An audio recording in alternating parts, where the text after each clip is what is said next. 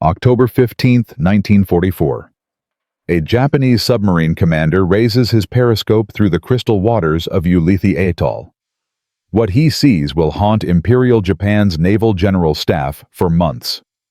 Through that narrow lens, Lieutenant Commander Yukio Sato counts not warships, but something that defies every law of naval warfare he has ever learned. Massive floating structures, steam rising from welding operations, cranes moving equipment that weighs more than fighter planes. The aircraft carrier USS Franklin sits cradled in one of these metal monsters, her flight deck swarming with over 1,000 workers. But here is the part that makes Sato's blood run cold. This carrier was supposed to be out of the war. Japanese intelligence had confirmed catastrophic damage just 3 weeks ago. Yet there she sits being rebuilt, not in San Francisco, not in Pearl Harbor, but right here, 3,000 miles from the nearest American shipyard. That night, Sato sends a coded message that will shock Tokyo. Enemy possesses floating factories capable of major carrier reconstruction. What Sato had witnessed would become one of World War II's most decisive and least understood secrets. The Americans had figured out how to bring Detroit and Pittsburgh to the front lines. They had built floating machine shops. And by the time Japan understood what they were facing, it was already too late. If you had told Admiral Osami Nagano in early 1941 that Japan would lose the Pacific War because of repair ships, he would have laughed in your face. The mathematics seemed perfect. His intelligence officers had studied every American shipyard on the Pacific coast. Mare Island in California could handle 2 carriers for major repairs. Puget Sound in Washington could manage 3. Pearl Harbor, the closest facility to any potential combat zone, could service 4 carriers at most if pushed to absolute limits. Commander Minoru Genda, the brilliant architect of the Pearl Harbor attack, had calculated something beautiful in its simplicity. If Japanese forces could damage 6 to 8 American carriers in the first year of war, repair bottlenecks would cripple American naval aviation for 12 to 18 months. The Pacific Ocean itself would become Japan's ally.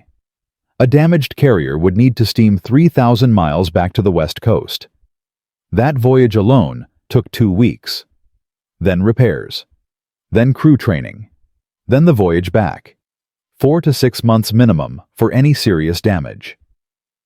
Admiral Isoroku Yamamoto himself had endorsed these calculations. His chief of staff presented detailed charts showing American industrial limitations. Yes, America could build carriers faster than Japan. Everyone knew that. But carrier operations required more than hulls and engines. They demanded specialized machine shops, precision tooling measured in thousandths of an inch, skilled technicians who had trained for years. These things existed only in established naval yards. You could not simply pack them onto a ship and sail them across the ocean. That would be insane. That would be impossible. The Japanese were about to learn a very painful lesson about American industrial creativity. Robert Patterson never expected to make history. In 1938, he was just another machinist at the Ford River Rouge plant in Detroit, the largest industrial complex in the world. Patterson had learned his trade the hard way, spending 16 years mastering the art of precision metalwork. He could machine parts with tolerances so fine that human hair seemed thick by comparison. He could cast gears, wind motors, and fabricate components that engineers said could not be built outside specialized factories. When the Navy came recruiting in 1940, Patterson almost did not apply.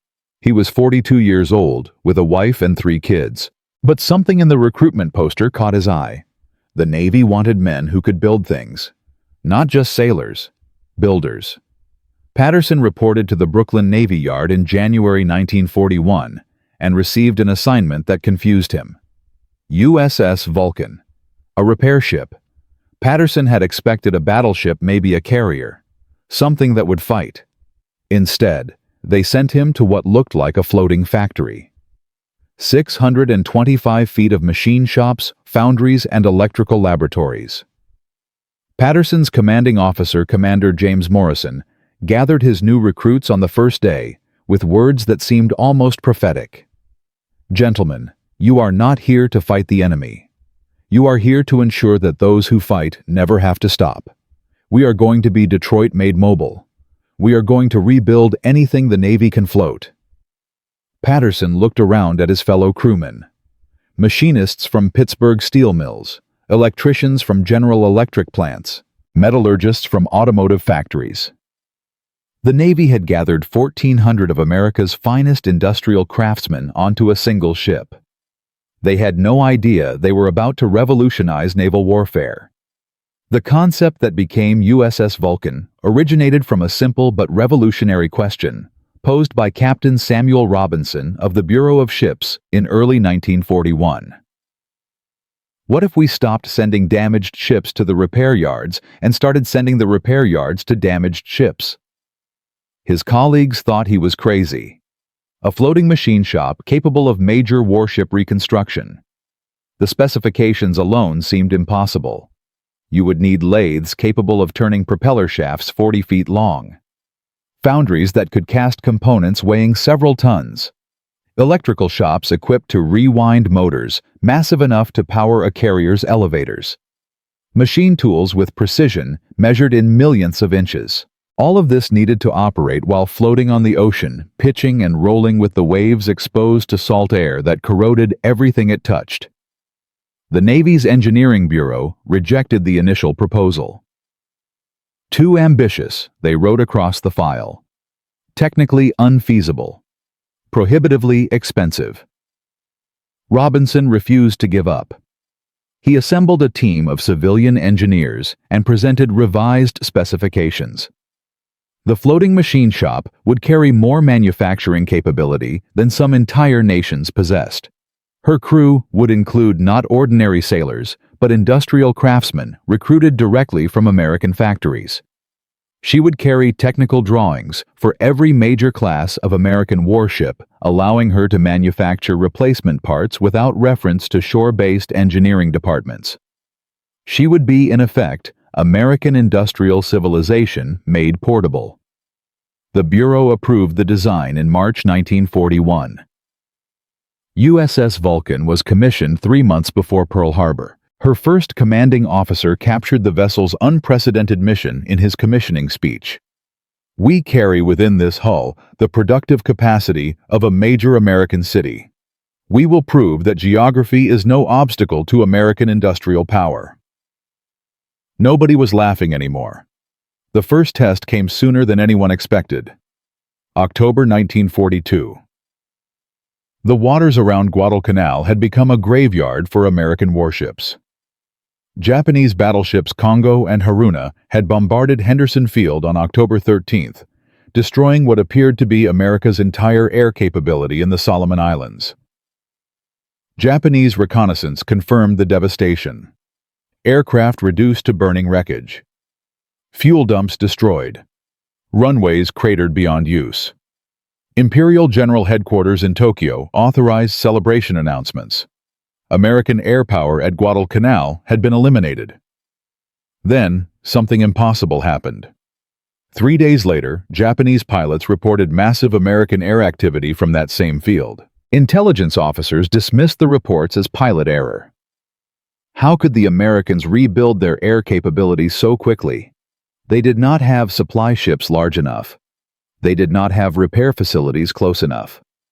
The answer floated offshore, where USS Vulcan had anchored just 12 hours after the bombardment. Robert Patterson and his fellow machinists worked 72 consecutive hours manufacturing replacement parts for damaged aircraft. Vulcan's foundries cast new engine blocks while shells still fell in the distance. Her electrical shops rewound burned-out motors. Her precision machinists fabricated control surfaces and landing gear components from raw aluminum stock. Patterson later described those 3 days as the most exhausting and exhilarating of his life. "We made parts that normally took weeks to manufacture in shore facilities. We improvised. We adapted. We worked until our hands bled, and then we worked some more. By the time we finished, aircraft that should have been scrap metal were flying combat missions. The Japanese never figured out what had happened. Their intelligence assessed American repair capabilities based on shore facilities and traditional supply chains. They had not imagined that Americans would bring the factory to the battlefield. The true demonstration of floating machine shop capability came on October 26, 1942, when Japanese aircraft damaged the carrier USS Enterprise during the Battle of Santa Cruz Islands. Multiple bomb hits had torn through her flight deck and devastated her elevator systems. Captain Tadashi Nakajima, observing from the Japanese carrier Shokaku, calculated that Enterprise would require 6 months minimum for repairs.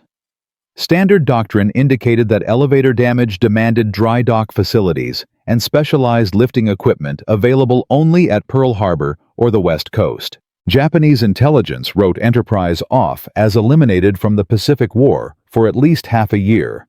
28 days later, Enterprise reappeared in combat during the naval battle of Guadalcanal. Her elevators functioned perfectly.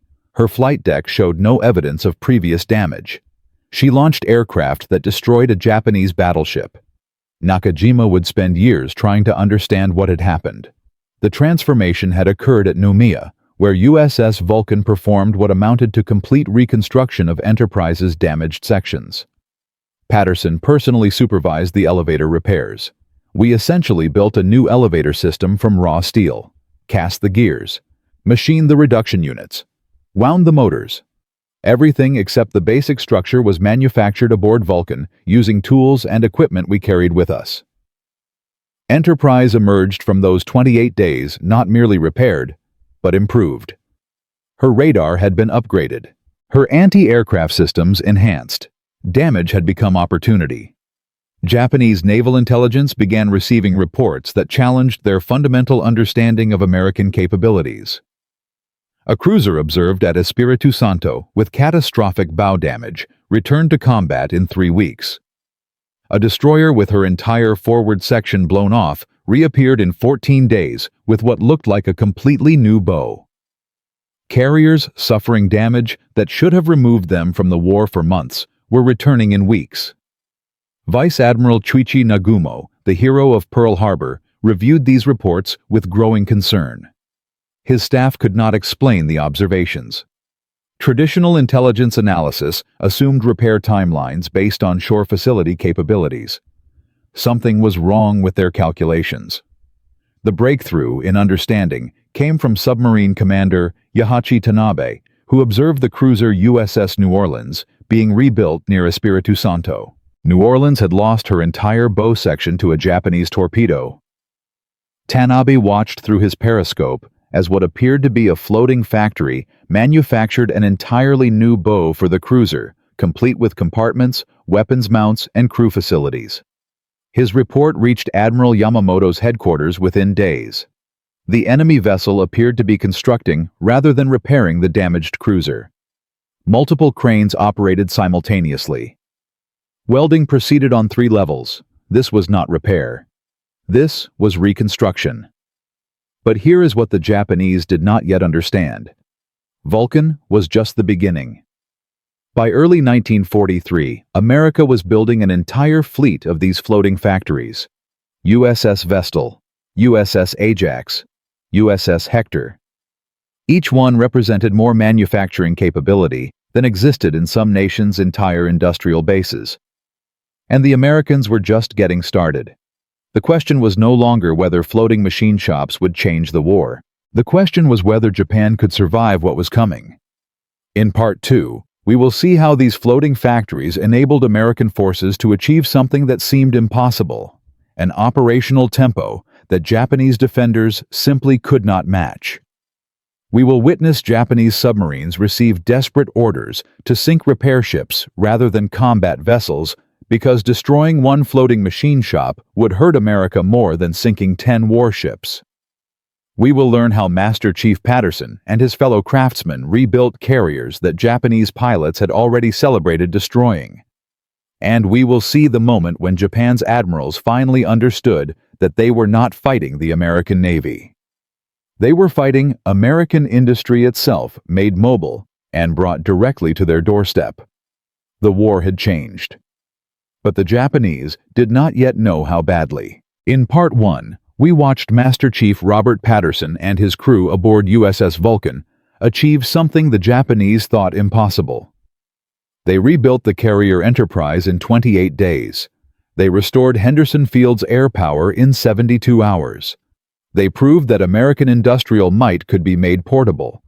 But proving a concept and convincing the military establishment are two very different things. Here is a statistic that should disturb you. In early 1943, despite Vulcan's success, 73% of damaged American warships were still being sent back to the West Coast for repairs. The floating machine shop program remained an experiment. A curiosity.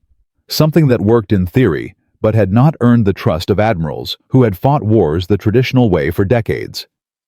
And while American bureaucrats debated Japanese submarines were sinking an average of 4 Allied ships per week in the Pacific, the clock was ticking. Lives were being lost, and the very solution that could save them sat anchored at Noumea, waiting for permission to prove itself again. This is the story of how Robert Patterson fought a war within a war, and how one stubborn admiral almost cost America everything. Vice Admiral Robert Gormley had commanded the South Pacific area since June 1942. He was Old Navy through and through. Annapolis class of 1906. 40 years of service built on tradition, hierarchy, and doing things by the book. When reports of Vulcan's success reached his headquarters, Gormley's response was not celebration, it was suspicion. The Admiral summoned Commander James Morrison, Vulcan's commanding officer, to his flagship on November 3, 1942. Patterson accompanied Morrison as the ship's senior enlisted technical expert. What followed was one of the most consequential confrontations of the Pacific War. Gormley sat behind his desk, the report spread before him like evidence of a crime. "Commander, these repair timelines you are claiming are simply not credible. Enterprise rebuilt in 4 weeks. That is not repair. That is either exaggeration or recklessness." Morrison kept his voice steady. "Admiral, I can provide documentation for every component manufactured and installed. Chief Patterson here supervised the elevator reconstruction personally." Gormley turned his cold gaze to Patterson. "A enlisted man performing work that should require a naval shipyard. And you expect me to stake my fleet's readiness on this?" Patterson felt his jaw tighten, but held his composure. "Sir, with respect, Enterprise is currently conducting combat operations. Her elevators function better than before the damage. The work speaks for itself." The Admiral's response cut like a blade. "The work speaks of shortcuts and improvisation. When one of your jury-rigged repairs fails in combat and sailors die, who answers for that? You, your commander, or me?" The meeting ended with Gormley's verdict. Vulcan would continue limited repair operations, but all major work would still require transport to Pearl Harbor or the mainland. The floating machine shop program would not expand. Patterson walked out of that meeting understanding something terrible. They had won the battle against Japanese bombs. Now they had to win the battle against American bureaucracy. And they were losing. But Patterson found an unexpected ally in the most unlikely place. Captain Edward Cochrane served as the Bureau of Ships representative in the South Pacific. Unlike Gormley, Cochrane had spent his career in engineering rather than command. He understood machines. More importantly, he understood what machines could become. Cochrane had reviewed Vulcan's technical reports with growing excitement. The metallurgical analyses, the precision measurements, the innovation under pressure. This was not jury-rigging. This was American engineering genius operating at the bleeding edge of possibility. He sought out Patterson 3 days after the disastrous meeting with Gormley. "Chief, I have read every report your team has filed. The work you did on Enterprise was not just adequate, it was superior to original construction specifications." Patterson allowed himself a bitter laugh. "Tell that to the Admiral." Cochrane leaned forward with intensity in his eyes. "I intend to, but I need more than reports. I need a demonstration that no one can dismiss. Something so spectacular that even Gormley cannot ignore it. What if I could get you an official trial, full documentation, naval observers, a ship with damage so severe that traditional methods would write her off, and 30 days to prove the impossible?" Patterson considered the offer. The risk was enormous. Fail publicly, and the floating machine shop program would be buried forever. But succeed, and they could change the war. "What ship?" Patterson asked. Cochrane smiled grimly. "USS Minneapolis. She took a torpedo at Tassafaronga, lost 40 feet of her bow. Current estimate for repairs is 8 months at Mare Island. I am proposing you do it in 30 days at Tulagi. That is not a repair job. That is building a new ship." "Exactly," Cochrane replied. "That is exactly what we need to prove." The official trial began on December 15, 1942. Minneapolis lay anchored at Tulagi, her bow a twisted nightmare of torn steel. The torpedo had detonated directly beneath her forward turret, obliterating everything forward of frame 67. Compartments that once held sailors were now open wounds exposed to the Pacific. Admiral Gormley had sent 3 observers. Their orders were explicit. Document everything. Report any deviation from proper procedure. Find reasons to shut this down. Patterson gathered his team on Vulcan's machine deck at 0400. Around him stood 200 of the finest industrial craftsmen America had ever produced.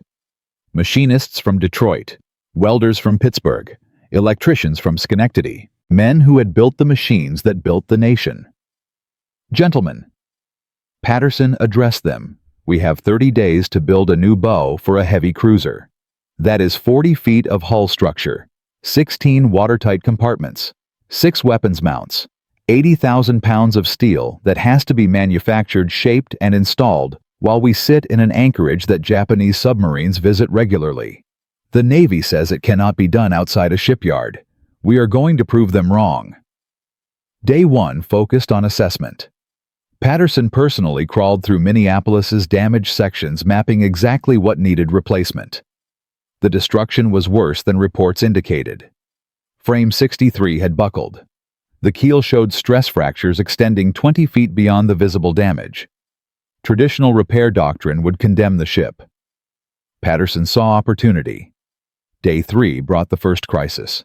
Vulcan's foundry attempted to cast the main keel extension, a component weighing 12,000 pounds. The first pour failed. Metal crystallized incorrectly. Gormley's observers noted the failure with barely concealed satisfaction. Patterson ordered the failed casting broken down and remelted. His metallurgists analyzed the failure and adjusted the alloy composition. The second pour on day 5 succeeded. The casting exceeded original specifications by 15% in tensile strength. Day 8 through 14 saw the bow structure take shape. Vulcan's cranes worked around the clock, positioning prefabricated sections manufactured in the ship's workshops. Welders worked in shifts, never stopping, the blue light of their torches visible for miles. Japanese reconnaissance aircraft spotted the activity on day 11. Patterson received warning of a possible air attack and made a decision that shocked everyone. He refused to halt work. "We stop and they bomb us anyway. We keep working and maybe finish before they get here." The attack never came, but the message spread through both fleets. The Americans were doing something at Tulagi that they considered worth dying for. Day 17 brought the observers' interim report. To their visible frustration, they could find no procedural violations. Every weld met Navy specifications. Every component passed inspection. Patterson's team was not cutting corners. They were simply working with an efficiency that peacetime bureaucracy had never imagined possible. The bow structure was 60% complete. Traditional shipyard estimates said this phase alone should take 4 months. On day 22, Patterson faced his greatest challenge. The forward fire control systems required calibration equipment that Vulcan did not carry. Standard procedure demanded the ship return to a major facility. Patterson improvised. His electricians reverse-engineered the calibration process using oscilloscopes and measurement tools designed for other purposes. They created a testing protocol from first principles, documented every step, and achieved calibration accuracy within 0.03% of factory specifications. The observers stopped taking notes to simply watch in amazement. Day 28. The new bow was structurally complete. Watertight tests showed zero leakage. The weapons mounts had been installed and aligned. Minneapolis looked like a ship that had never been damaged. But Patterson was not satisfied. "We have 2 days left. Let us make her better than she was." His team spent the final 48 hours installing upgraded radar systems that had just arrived from the States. They reinforced the ammunition handling systems based on lessons learned from other torpedo hits. They improved the drainage in the forward compartments to increase survivability against future attacks. Day 30, December 15, 1942. Admiral Gormley's chief observer, Captain William Henderson, conducted the final inspection. He spent 6 hours examining every weld, every system, every component. Patterson watched him work, waiting for the verdict that would determine the program's future. Henderson emerged from the forward compartments with an expression Patterson could not read. "Chief," he said slowly, "in 40 years of naval service, I have never seen anything like this. You did not just repair Minneapolis. You improved her. Her bow structure is stronger than original construction. Her systems are more capable. If I had not watched this happen, I would not believe it was possible." Patterson allowed himself to breathe. "Does this mean—" Henderson cut him off. "This means I am recommending immediate expansion of the floating machine shop program, full authorization for major repairs, priority allocation of resources." He paused, and something like wonder entered his voice. "You just built 40 feet of heavy cruiser in 30 days. Our entire understanding of naval logistics just became obsolete. The Minneapolis trial changed everything. Within 6 weeks, Admiral Gormley had been replaced by the more aggressive William Halsey. Halsey read Henderson's report and immediately grasped its implications. If Patterson's team could rebuild a cruiser bow in 30 days, what else could they do? The expansion was explosive. Vulcan received authorization for unlimited major repairs. 2 additional floating machine shops, USS Vestal and USS Hector, were rushed to the Pacific. Patterson found himself promoted and assigned to train repair crews across the fleet. But implementation revealed new challenges. Many ship captains did not trust the floating repairs. They had spent their careers believing that serious damage meant months in a real shipyard. Changing that mindset required more than orders. It required demonstration. Patterson traveled from anchorage to anchorage, personally supervising repairs that proved the concept again and again. A destroyer with her entire stern blown off, rebuilt in 18 days. A submarine with hull breaches that should have been fatal, restored to combat capability in 3 weeks. Each success created converts. Each convert spread the gospel of what was possible. The Japanese noticed. By March 1943, their intelligence analysts were reporting something disturbing. American ships were returning to combat far faster than calculations predicted. Vessels observed with severe damage reappeared in weeks, not months.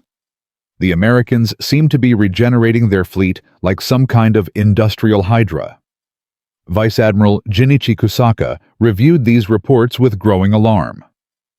"Our entire strategic model assumed 6-month repair cycles for major damage. If the Americans have reduced this to 1 month or less, our attrition calculations are worthless. We cannot sink ships faster than they can repair them." He was right. The mathematics of the Pacific War had fundamentally shifted. But Japan had not yet understood the full scope of what they faced.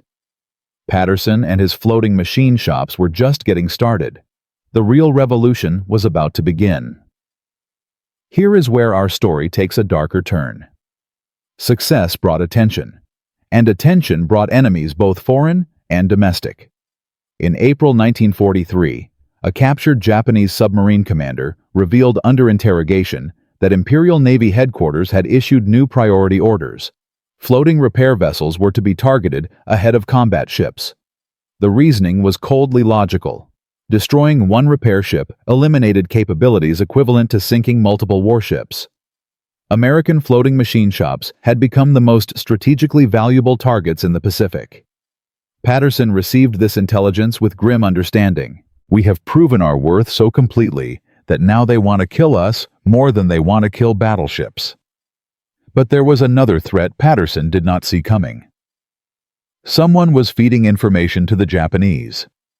Detailed reports of floating machine shop positions and capabilities were reaching Tokyo through channels that naval intelligence could not identify. A spy operated somewhere in the repair fleet's chain of command, and they were very, very good at their job. In Part 3, we will see the Japanese launch their most determined effort to destroy America's floating machine shop capability. We will watch Patterson and his crews fight for survival against submarine wolf packs and kamikaze attacks specifically targeting repair vessels. We will uncover the identity of the spy who nearly betrayed everything. And we will witness the moment when floating machine shops faced their ultimate test.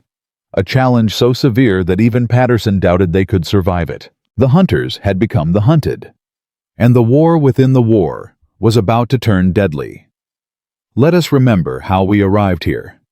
A machinist from Detroit named Robert Patterson proved that American industrial power could be made portable. His floating machine shop, USS Vulcan, rebuilt the carrier Enterprise in 28 days. His team constructed a new bow for the cruiser Minneapolis in 30 days flat. Against bureaucratic resistance and military skepticism, Patterson demonstrated that damaged warships could return to combat in weeks rather than months. The Navy expanded the program. 3 additional floating machine shops deployed to the Pacific. Japan noticed. And now Tokyo had issued orders that changed everything. Floating repair vessels became priority targets above battleships, above carriers, above anything else in the American fleet. Japanese submarines received specific instructions. Find the floating factories. Sink them at any cost. In April 1943, American intelligence intercepted a transmission that chilled Patterson to his core. Enemy repair ship positions confirmed. Attack force assembling. The hunters had become the hunted. And somewhere in the American command structure, a spy was feeding information directly to Tokyo. Admiral Minechi Koga had replaced Yamamoto as commander of the combined fleet after Yamamoto's death in April 1943. Unlike his predecessor, Koga was a methodical planner who believed in targeting enemy vulnerabilities rather than seeking decisive battle. When intelligence reports about American floating machine shops reached his headquarters, Koga recognized their strategic significance immediately. He summoned his submarine commander, Vice Admiral Takeo Takagi, for an urgent conference. Takagi, these repair ships are more dangerous than carriers. A carrier can launch perhaps 60 aircraft. But a repair ship can restore 10 carriers to combat capability, destroy their repair fleet, and we cripple their entire Pacific operation. Takagi studied the intelligence photographs with growing appreciation for the challenge. These vessels operate in protected anchorages, Admiral. Heavy destroyer screens, constant air patrols. Approaching them will cost submarines. Koga's response was cold and absolute. Then, we will spend submarines. Assign your best commanders. I want those floating factories on the ocean floor. The Japanese response was unprecedented in its focus and ferocity. 6 submarines from the elite 1st Submarine Squadron received orders to penetrate American anchorages, specifically targeting repair vessels. These were not ordinary submarines. They carried Japan's finest commanders' men who had sunk Allied shipping across the Pacific. Their new mission was singular: find and destroy the floating machine shops or die trying. The first attack came on May 3, 1943. Submarine I-19 penetrated the defensive screen at Espiritu Santo and launched 4 torpedoes at USS Vestal. 3 missed. 1 struck a fuel barge moored alongside, creating a massive explosion that killed 23 sailors but left Vestal undamaged. The second attack on May 17th nearly succeeded. I-26 penetrated Tulagi anchorage at night and achieved a firing solution on USS Vulcan herself. Patterson was aboard supervising repairs on the destroyer USS Aaron Ward. The torpedo passed 18 feet beneath Vulcan's hull. A magnetic detonator failure saved 700 American lives. Japanese determination intensified. By June 1943, submarine attacks on American anchorages had increased 400% compared to the previous year. Most targeted support vessels rather than combat ships. The mathematics of Japanese strategy had fundamentally shifted. But the external threat was not Patterson's only problem. Success had created complications that threatened the entire program from within. The rapid expansion of floating machine shop operations revealed quality control challenges that peacetime manufacturing had never faced. In July 1943, a propeller shaft manufactured aboard USS Hector failed catastrophically during sea trials on the cruiser USS Honolulu.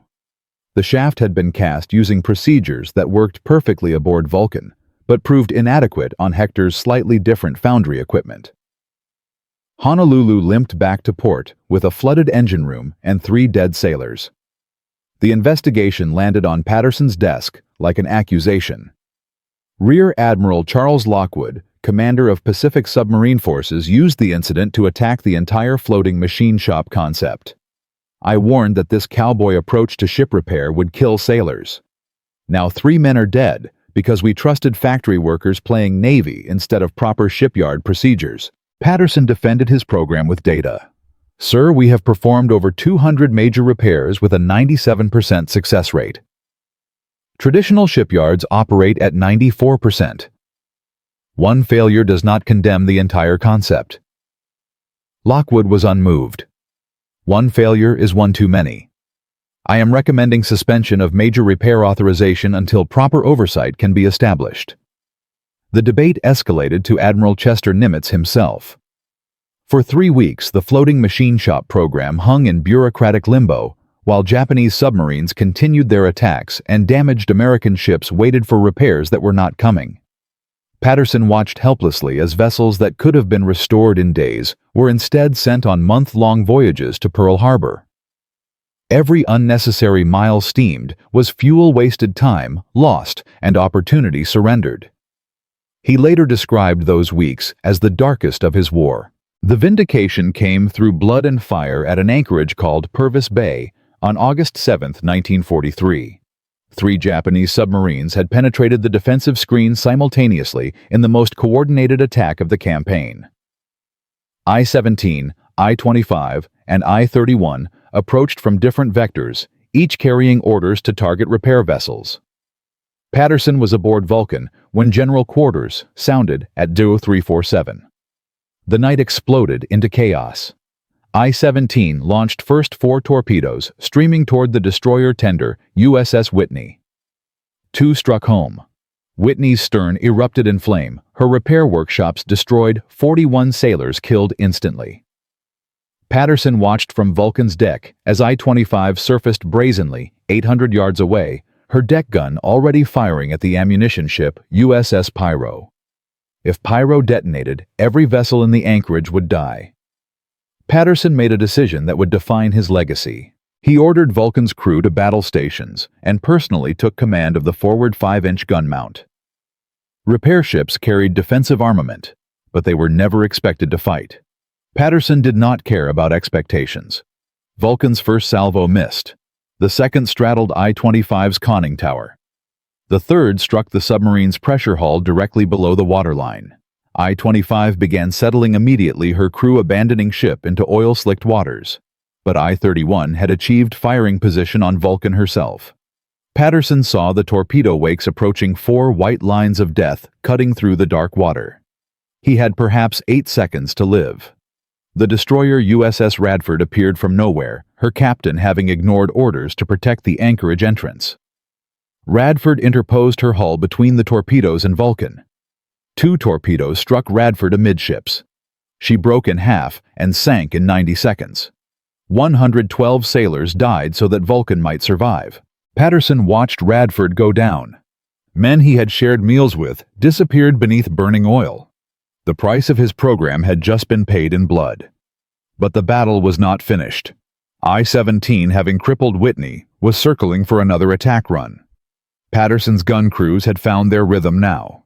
Vulcan's 5-inch guns fired with desperate precision, joined by weapons from every ship in the anchorage. I-17 took 7 hits in 40 seconds. Her conning tower shattered. Her hull ruptured. She dove and never resurfaced. Dawn revealed the cost. Whitney burning but salvageable. Radford gone with most of her crew. 173 Americans dead. But also 2 Japanese submarines destroyed and a 3rd damaged beyond repair. More importantly, Vulcan and the other floating machine shops had survived. Patterson buried his dead and returned to work. Within 72 hours, his crews had stabilized Whitney's damage and begun repairs on 3 destroyers damaged in the attack. The Japanese had thrown their best submarines at the floating machine shops and failed. When Admiral Nimitz received the after-action report, he made his decision. The floating machine shop program received unlimited authorization. Patterson was promoted to warrant officer. The suspension debate ended permanently.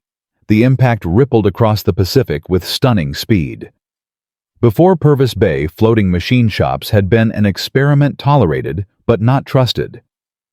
After Purvis Bay, they became essential infrastructure for every major operation. The numbers told the transformation story. In the 6 months before full authorization, American ships averaged 94 days out of combat for major repairs. In the 6 months after that, average dropped to 23 days, a reduction of 75%. Operational availability of the Pacific Fleet increased by 40% without adding a single new ship. Japanese naval intelligence tracked these changes with growing despair. Admiral Koga received monthly reports showing American ships returning to combat faster than his forces could damage them. The mathematics that had once favored Japan now worked devastatingly against her. A damaged American carrier meant 3 weeks of repair. A damaged Japanese carrier meant 6 months minimum, assuming the ship survived the voyage home through submarine-infested waters. The strategic implications became clear during Operation Galvanic, the invasion of Tarawa in November 1943. Kamikaze attacks and shore battery fire damaged 11 American ships during the assault. Under pre-floating machine shop doctrine, these vessels would have required withdrawal to Pearl Harbor, weakening the fleet for months. Instead, USS Vulcan and USS Vestal established repair operations within the captured lagoon. Damaged destroyers were restored to combat capability in days. The cruiser, USS Indianapolis, hit by a shore battery round that penetrated her engine room, returned to action in 11 days rather than the projected 4 months. Admiral Raymond Spruance, commanding the Central Pacific Force, wrote in his after-action report words that captured the revolution. Floating machine shops have eliminated distance as a factor in Pacific operations. We now carry our industrial base with us. The enemy cannot damage us faster than we can heal. Japanese commanders reached similar conclusions with opposite emotions. Captain Toshikazu Omai, operations officer for the combined fleet, later testified about Japanese recognition of the floating machine shop impact. We understood by late 1943 that the war had fundamentally changed. American repair capabilities made attrition warfare impossible. Every ship we damaged returned stronger. Every victory was temporary. We were fighting not a navy, but an industrial civilization that had made itself mobile. The program's success brought recognition that Patterson had never sought. He received the Navy Cross for his actions at Purvis Bay. More importantly, his methods became doctrine. Training programs established at Pearl Harbor taught floating machine shop techniques to thousands of sailors. The industrial craftsmen who had seemed like oddities in 1941 were now recognized as essential warriors. But here is the part of the story that remained classified until 1978. The spy was never caught. Someone in the American command structure had fed Japanese intelligence detailed information about floating machine shop positions and capabilities throughout 1943. The attacks at Purvis Bay were not random. They were precisely targeted using information that could only have come from inside the American naval establishment. Patterson knew this. Intelligence officers had briefed him on the security breach after the battle. For the rest of the war, he operated under the knowledge that his position, his schedule, and his ship's capabilities were potentially known to the enemy. He never discovered who betrayed them. Some historians believe the spy was eliminated by other means. Others suggest they simply stopped transmitting after Purvis Bay, frightened by how close they had come to success. The truth remains buried in classified archives that may never be opened. What we know is this. Robert Patterson, a machinist from Detroit who never expected to make history, had transformed naval warfare forever. His floating machine shops would go on to support every major Pacific operation from Tarawa to Okinawa. They would rebuild carriers that Japanese pilots celebrated destroying. They would bring American industrial might to the shores of Japan itself. But the man behind this revolution remained largely unknown. While admirals received medals and generals wrote memoirs, Patterson returned to his workshop and continued building. His name appears in no history books. His face graces no monuments. The greatest innovation in Pacific War logistics was created by a man the world forgot. In Part 4, we will discover what happened to Robert Patterson after the war. We will witness the floating machine shop's final and greatest challenge, rebuilding carriers damaged beyond any reasonable hope of survival. We will learn how Patterson's methods influenced naval operations for decades after victory. And we will understand why this story, perhaps the most important untold tale of World War II, remained hidden for so long. The war was ending, but Patterson's legacy was just beginning. We have traveled an extraordinary journey together. A machinist from Detroit named Robert Patterson took an idea that admirals called impossible and proved them catastrophically wrong. He rebuilt the carrier Enterprise in 28 days. He constructed a new bow for the cruiser Minneapolis in 30 days. He survived submarine attacks that killed 173 of his fellow sailors at Purvis Bay. His floating machine shops reduced American repair times by 75% and increased Pacific Fleet operational availability by 40%. By 1945, 7 major floating machine shops supported every American operation from Tarawa to Okinawa, performing over 3,000 major repairs that traditional doctrine said could only happen in stateside shipyards. Robert Patterson changed naval warfare forever. But here is the question we have not answered. What happened to the man himself? What became of the machinist who brought Detroit to the Pacific? This story has one final chapter that almost nobody knows. Because success, as Patterson would discover, sometimes comes with a price that no metal can repay. The war ended on September 2, 1945, with Japan's formal surrender aboard USS Missouri in Tokyo Bay. Patterson was not present for the ceremony. He was 300 miles away aboard USS Prometheus, supervising repairs on the carrier USS Bunker Hill. Even as admirals posed for photographs and generals signed documents, Patterson worked. That was who he was. A builder, not a politician, not a glory seeker, just a man who fixed things. The Navy offered Patterson a commission after the war. They wanted to make him a lieutenant commander, give him a desk in Washington, let him help design the next generation of repair ships. Patterson declined. He was 51 years old. He had spent 4 years watching young men die. He wanted to go home. He returned to Detroit in November 1945 with a Navy Cross, a Bronze Star, 3 campaign ribbons, and memories that would never leave him. The Ford Motor Company offered him his old job back at the River Rouge plant. Patterson accepted. For the next 12 years, he worked the same machines he had operated before the war, as if nothing had changed. His neighbors knew him as a quiet man who kept his lawn neat and attended church on Sundays. Few knew what he had accomplished. Patterson never talked about the war. When his grandchildren asked about his medals, he would simply say he had been lucky. Lucky to serve with good men. Lucky to come home. The nightmares told a different story. Patterson's wife Martha later revealed that he woke screaming at least once a month for the rest of his life. Always the same dream. The destroyer Radford breaking in half. Men burning in oil-slicked water. the price of Vulcan's survival paid in blood he could never forget. The men who had mocked Patterson's ideas fared differently. Admiral Robert Gormley, who had tried to shut down the floating machine shop program, was quietly retired in 1946. His official record made no mention of his opposition to the innovation that helped win the Pacific War. Rear Admiral Charles Lockwood, who had blamed Patterson for the Honolulu propeller shaft failure, wrote a memoir after the war that praised American submarine operations without once mentioning the floating machine shops that kept his submarines running. History, Patterson learned, belonged to those who wrote it, and machinists rarely wrote memoirs. But Patterson's true legacy was never about medals or recognition. It was about what happened next. The floating machine shop concept did not end with World War II. It evolved into something far more powerful. The Korean War began in June 1950, and American naval commanders immediately deployed repair ships based on Patterson's designs.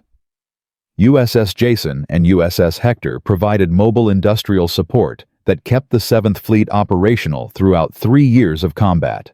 The lessons learned aboard Vulcan in 1942 saved lives in Incheon in 1950. Vietnam brought further refinement. Floating machine shops supported riverine operations in the Mekong Delta, providing repair capabilities in environments that made traditional logistics impossible. The principles Patterson pioneered: mobile industrial capacity, precision manufacturing under combat conditions, continuous improvement through field experience, became standard doctrine for every naval power on Earth. The Soviet Union studied captured German intelligence about American floating machine shops and built their own versions. The British Royal Navy adopted the concept for Falklands War operations in 1982, repairing damaged ships in South Atlantic anchorages using techniques that Patterson would have recognized immediately. Today, the United States Navy operates a fleet of submarine tenders and destroyer tenders that trace their lineage directly to USS Vulcan.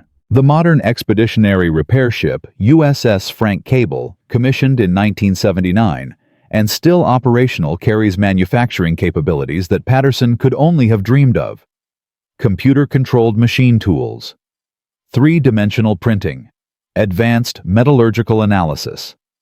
But the fundamental concept remains unchanged. Bring the factory to the fleet. Never let distance determine destiny. The numbers tell the story of Patterson's impact across 8 decades of naval operations. During World War II alone, floating machine shops performed 3,200 major repairs and manufactured over 40,000 precision components. Conservative estimates suggest these operations saved at least 400,000 man-days of transit time that would otherwise have been spent sailing damaged ships to stateside facilities. Translated into combat effectiveness, floating machine shops added the equivalent of 20 additional warships to Pacific Fleet operations without building a single new hull. After the war, the concept spread to civilian applications. Offshore oil platforms adopted floating repair and manufacturing capabilities based on naval designs. Antarctic research stations use mobile machine shops derived from Patterson's principles. Even NASA's early spacecraft recovery operations incorporated lessons learned from Pacific War repair ships. The influence extends beyond engineering into management theory. Business schools now study the floating machine shop program as a case study in innovation under pressure.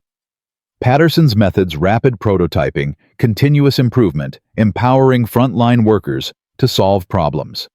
Anticipated lean manufacturing principles by 40 years. Toyota's famous production system, which revolutionized global industry, addresses many of the same challenges Patterson faced in 1942.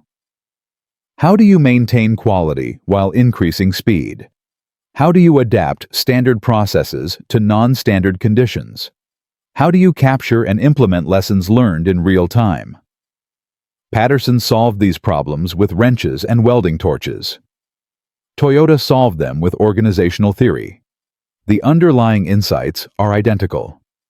But the deepest lessons from Patterson's story are not about technology or management. They are about human nature and the eternal tension between innovation and institution. Every organization, military or civilian, develops procedures that become doctrine, that becomes dogma. The way we have always done things acquires a weight that makes change seem not just difficult, but dangerous.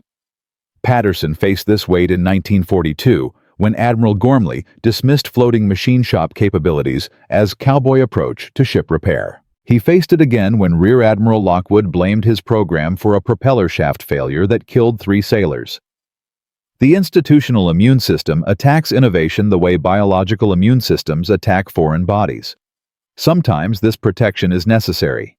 Not every new idea is good, but sometimes the immune response kills the patient along with the disease. What made Patterson different? He had 3 qualities that history suggests are essential for successful innovation. First, he possessed undeniable technical competence. Patterson was not a theorist proposing untested concepts. He was a master machinist who had spent 16 years perfecting his craft. When he said something could be built, people who understood manufacturing believed him. Second, he found allies who could navigate systems he could not. Captain Edward Cochrane provided the bureaucratic cover that allowed Patterson to prove his concept. Without Cochrane's willingness to risk his own career on an enlisted man's idea, the Minneapolis trial would never have happened. Third, and most importantly, Patterson was willing to fail publicly. The Minneapolis rebuild was not a secret experiment. It was a documented trial with hostile observers looking for reasons to shut it down. Patterson bet everything on one demonstration because he understood that institutional resistance cannot be overcome with arguments. It can only be overcome with results. These patterns repeat throughout military history. The tank was developed by junior officers over the objections of cavalry generals who saw it as a passing fad. Radar was championed by scientists whom military leaders considered impractical dreamers. Aircraft carriers themselves were opposed by battleship admirals who could not imagine war without big guns. In every case, innovation succeeded not because institutions welcomed it, but because individuals risked their careers to prove what others said was impossible. And now we arrive at the detail that most histories leave out. The part of Patterson's story that remained classified until 2003 and has never been widely told. Remember the spy, the person who fed Japanese intelligence information about floating machine shop positions throughout 1943. The source was never publicly identified, but declassified documents from the National Security Agency suggest an answer that changes everything we thought we knew. The information leak did not come from a trader. It came from the floating machine shops themselves. In their urgency to coordinate repairs across the Pacific Vulcan and her sister ships, transmitted detailed position and capability reports using codes that Japanese cryptanalysts had partially broken. The spy was not a person. It was a communication system that American commanders believed was secure, but was not. Patterson learned this after the war when naval intelligence officers finally briefed him on the investigation's conclusions. The men who died at Purvis Bay died not because of human treachery, but because of institutional overconfidence in American cryptographic security. The same military establishment that had doubted Patterson's innovations had also failed to protect the communications that revealed his ship's locations to the enemy. Patterson carried this knowledge for the rest of his life. He never spoke of it publicly. He understood that revealing the truth would accomplish nothing except reopening wounds that time had partially healed. But he made sure that someone knew. In 1962, Patterson gave a series of interviews to Navy historians that remained classified for 4 decades. In those interviews, he spoke with remarkable candor about the failures as well as the successes. He described the institutional resistance, the technical challenges, the cost in lives, and he offered a judgment that serves as the final word on his own legacy. "We did not win because we were smarter than the Japanese," Patterson told his interviewers. "We did not win because we were braver or more determined. We won because we were willing to try things that seemed impossible and keep trying when they failed. The Japanese were brave, they were skilled, but they were not willing to challenge their own assumptions. They believed what they believed, and when reality proved them wrong, they could not adapt. We could. That was the difference." Robert Patterson died on March 15, 1967, at the age of 73. His obituary, in the Detroit Free Press, mentioned his Navy service in one sentence. He was survived by his wife Martha, 3 children, and 7 grandchildren. He was buried in a small cemetery in Dearborn, Michigan. His grave marker lists his name, his dates, and 2 words: Navy veteran. There is no monument to Robert Patterson in Washington. No aircraft carrier bears his name. No holiday commemorates his contribution. He remains what he always was: an ordinary man who did extraordinary things and then went home. But consider what he accomplished. From a machinist with an idea that admirals called insane to a revolution that changed naval warfare forever. Patterson proved that geography is not destiny, that damage is not defeat, that American industrial civilization could be made portable and projected across the largest ocean on Earth. Because of floating machine shops, carriers that should have been out of the war for months returned in weeks. Fleets that should have retreated advanced. An enemy that calculated victory based on attrition discovered that you cannot win a war of attrition against a nation that repairs faster than you can destroy. Conservative estimates suggest that floating machine shop operations shortened the Pacific War by at least 6 months. 6 months of combat that never happened. 6 months of casualties that were never suffered. Tens of thousands of American lives that were saved because a machinist from Detroit refused to accept that impossible meant impossible. The next time someone tells you that your idea is crazy, that it cannot be done, that the system will never allow it, remember Robert Patterson. Remember the floating machine shops. Remember that every innovation that changed history was once called impossible by people who could not imagine anything different from what they already knew. And then decide whether you are willing to prove them wrong. If you know another story of forgotten innovation that changed history, share it in the comments. This is just one of hundreds of untold tales from World War II stories of ordinary people who did impossible things and were never properly recognized. Subscribe to discover more of these hidden histories, because the past is full of giants whose names we never learned, and their stories deserve to be told. Robert Patterson showed us that one person with one idea can change the world. The question is whether we have the courage to try. That is his legacy. That is the lesson of the floating machine shops. And that is why this story, above all the stories of generals and admirals and famous battles, is the one that matters most. Because it could be your story. If you are brave enough to begin,